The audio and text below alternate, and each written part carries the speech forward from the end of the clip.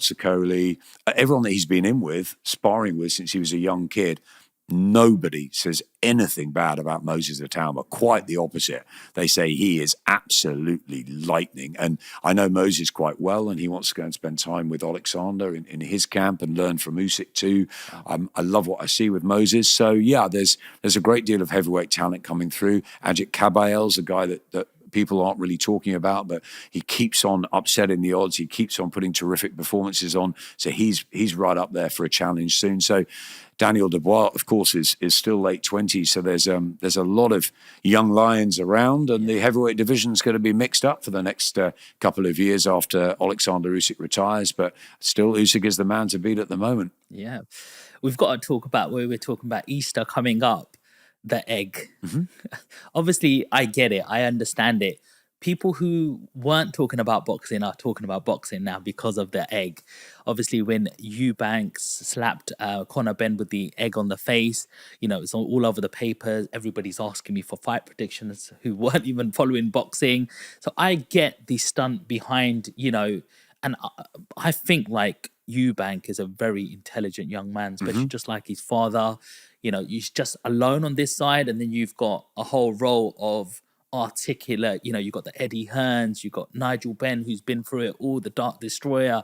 You've got Conor Benn sitting there where I don't think he's much of a talker. He'll say a little bit here and there. But the way Eubank has articulated himself and conducted himself and tried to stage it alone without even his father in the background, but then also getting fined, I think it was about 100,000 for that stunt. First of all, I just want, your opinion around the whole sort of situation of the fight. And then second of all is, what do you think of this? We talked about things, not being correct, VADA testing as much, etc. But when a piece of egg hits somebody's face, is it really something that should be made an example of £100,000? There's a lot in that question. There's a lot to sort of dissect. I think the most important thing is what do I think of the fight, which is Eubank and Benn. I love it, and I was there when Eubank and Benn's rivalry, the fathers were at it in the sort of late 80s and early 90s. Great times for boxing. Big fight nights and millions watching on terrestrial television, and a genuine rivalry of hatred. And I got to work with Nigel and Chris for the latter sort of few fights of their careers. And brilliant sort of characters as well as fighters. And they were really, really good fighters. I don't think either of their sons is quite as good as Chris Senior or Nigel, but they're very good. And it's a wonderful story, the sons of the legends. And of course, because of what happened with the failed drug test and all the stuff that Conor's had to go through to clear his name, and all the sort of the nightmare period he's had, and Junior as well, because he lost his beloved brother Sebastian. So the Eubank family had tragedy. Conor was trying to sort his own career and life out, and they've had a rough couple of years, the pair of them. So I'm really pleased to see this fight back on. There are people that don't like the fight. Frank Warren doesn't. Frank doesn't like the fight at all. Simon Jordan's not a fan. There's people I really respect in the business that don't like this fight, but I love it. I love a story. I love something that pulls you in. The hook, the tale. That's what's fascinating. It's almost like 80% in the build-up.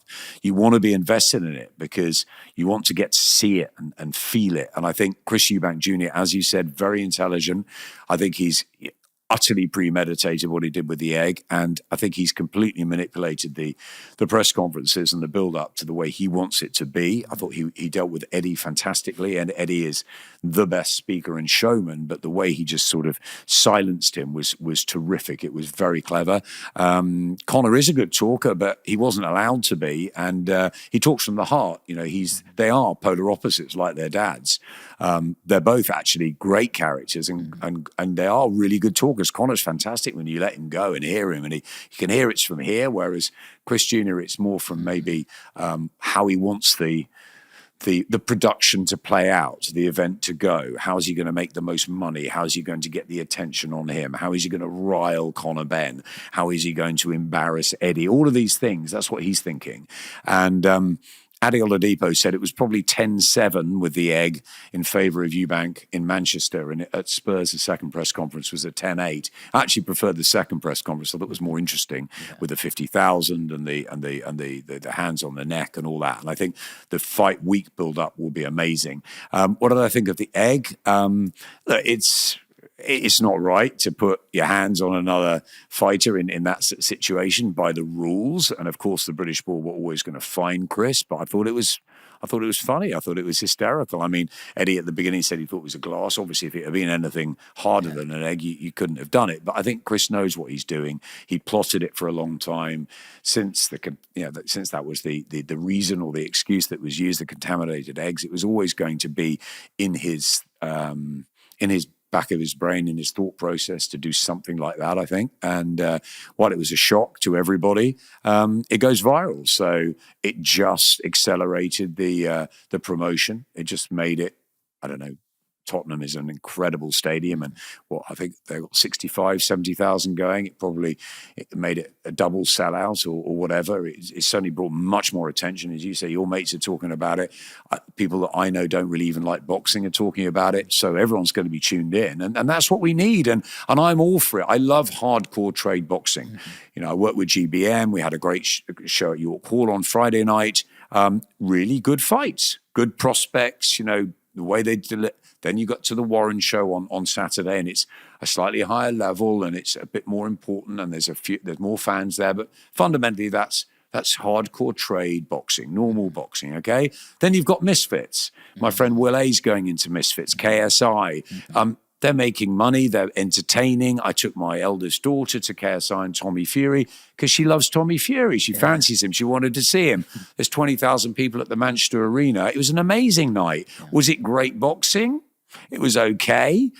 So long as they're matched well. And when KSI and Logan Paul fought, everyone at Sky were like, oh my God, are we doing this? And Eddie was going to promote it, and we did it on pay-per-view for a different price and a different audience. And I was slightly skeptical, I'll be honest, at first. But then when I met KSI and I met Logan Paul, I fall in love with fighters. I just love them. Logan Paul, chatting to him in LA and his mad house and incredible sort of surroundings was just fantastic. He's a very bright young man. He's worked really hard to get to where he is. He's not a natural boxer, but he was an athlete at school. He's been a YouTuber for a long time. He's put night and day into getting to, for a long time, no one knew who he was. And suddenly he gets to a level and then he goes viral and blah, blah, blah. Good luck to him. He's been brilliant. And he's one of the best interviewees I've ever had. I've loved it. Conor McGregor and Floyd Mayweather was a circus of a fight. Floyd was always going to win, but Conor brought entertainment and panache and charisma and all of that to it. And again, I would say on one hand, Prince Nassim Hamad, Logan Paul, Conor McGregor, these are the characters that I've walked away from interviews with going, wow, they are just box office. They are must-see television. And so there is a place for misfits. There is a place for a casual fight like a Eubank Ben. There is a place for that, just like there is a place for Beterbiev and Bivol. And of course, it's sad that not many people walking the streets know who those guys are because they're the cream, they're the best. And it's phenomenal watching them. And we all appreciate it. And His Excellency has made these fights happen, which is fantastic. And he's got Frank and Eddie working together. And now they're under the same umbrella on DAZN. And what a time for boxing. But I think you've got to sit back and say, yeah, there is room for a casual fight like Eubank Bang and a bit of egg smashing. There is room for a misfits where, the KSI's fighting whoever and Will A's going in to fight Jordan Banjo and all that. And people, it's different. My three kids watch entertainment. They might not want to watch Philip Hergovich against Joe Joyce. That's for boxing fans. Yeah. But if they're watching our sport in whatever way it is, then eyeballs are coming in. So I'm all for it. Did I like Mike Tyson against Jake Paul? No, I didn't. I didn't like it particularly. I thought it was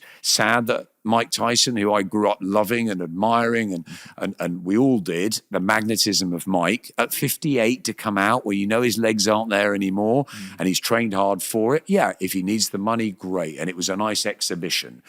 And we got away with it. And everyone was healthy and happy at the end of it. But we all knew Jake would win on points.